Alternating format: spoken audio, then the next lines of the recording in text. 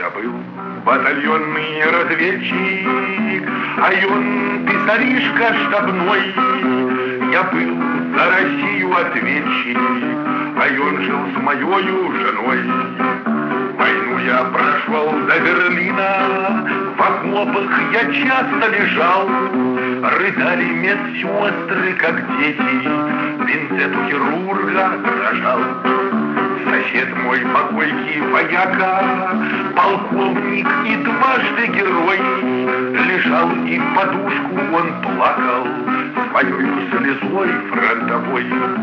Вернулся с войны я, ребятки, и ну свою кланьку ласкать. Протест мне мешает ужасно, его положил под кровать. Протест, а потом захотелось в уборную, братцы, пойти.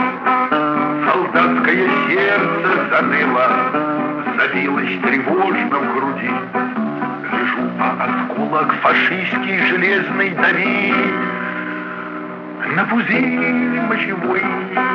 Полез под кровать за протезом, а там писаришка штабной.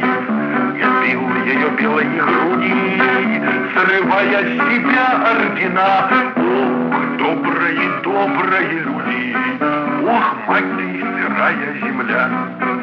Говорят, что судьба не индейка, и за это я песню пою.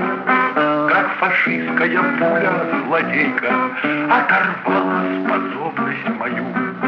Как фашистская пуля, злодейка, оторвала способность мою.